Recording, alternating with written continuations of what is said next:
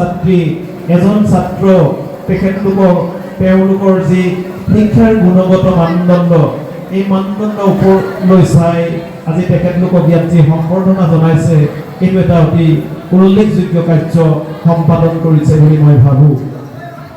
আজিৰ পৃথিৱীখন আমাৰ যি নতুন শিক্ষানীতি এই শিক্ষানীতিয়ে কিন্তু আমাক এতিয়া নম্বৰতকৈ আমি হাতে কামে কিমান কথা জানো, আমি হাতে কামে কিমান কথা ক'বলৈ আমি সক্ষম হওঁ তাৰ ওপৰতহে কিন্তু এতিয়া আমাৰ যি নতুন ৰাষ্ট্ৰীয় শিক্ষানীতি এই শিক্ষানীতিয়ে আমাক শিক্ষা দিবলৈ গৈ আছে।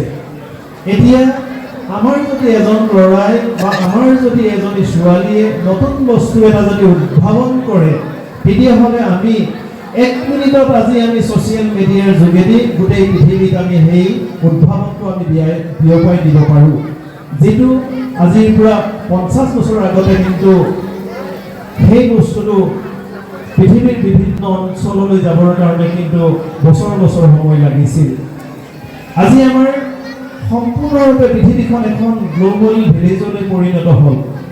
আমি এই গ্ল'বেল ভিলেজত আজি মই মোৰ পাকঘৰত কি ৰান্ধিছোঁ, আজি মই কি উদ্ভাৱন কৰিছোঁ বা মোৰ ল'ৰাটোৱে নতুন কি চিন্তা চেতনাৰে উদ্বুদ্ধ হৈছে, প্ৰতিটো কথা আমি প্ৰতিটো মুহূৰ্ততে পৃথিৱীৰ বিভিন্ন অঞ্চললৈ আমি দিবলৈ আমি সক্ষম হৈছোঁ।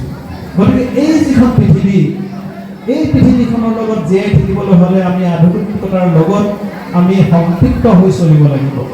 আমি যদি আধুনিকতাৰ লগত যদি আমি সম্পৃক্ত হৈ নচলোঁ তেতিয়াহ'লে সমাজে আমাক কি কৰিব যে সমাজৰ পৰা বাদ দিব।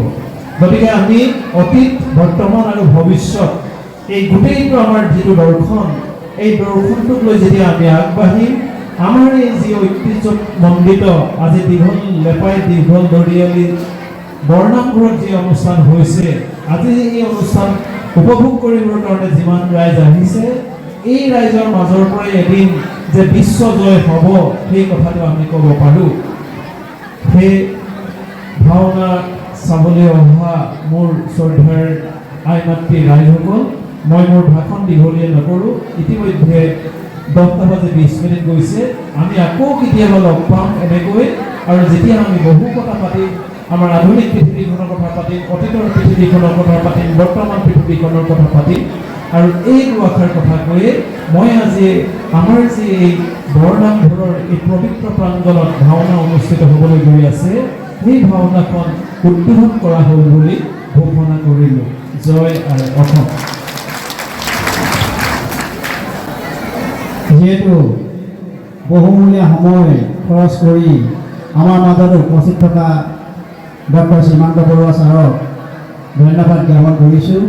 তেখেতে নতুন প্ৰজন্মক শিক্ষা, স্বাস্থ্য আৰু ক্ৰীড়াৰ যোগেদি কেনেকৈ আগবঢ়াই নিব লাগিব আমাৰ ৰাইজৰ আগত তেখেতে বক্তব্য দিছে, আৰু আধুনিকতা তথা পৰিৱৰ্তনীয় সমাজত আমি কেনেকৈ আগবাঢ়ি যাব লাগিব তাৰ ওপৰতো ছাৰে যি বক্তব্য প্ৰদান কৰিলে ছাৰক আমি আকৌ এবাৰ ধন্যবাদ জ্ঞাপন কৰিছোঁ। লগতে এই উদ্বোধনী অনুষ্ঠানটো সামৰণি কৰিলে বুলি ঘোষণা কৰিছোঁ। ধন্যবাদ। লগে লগে লেপাই দীঘল দৰিলি গায়ন বায়ন দলৰ দ্বাৰা গায়ন প্ৰদৰ্শন কৰিবৰ কাৰণে অনুৰোধ জনাইছোঁ, আৰু আমাৰ দুহাত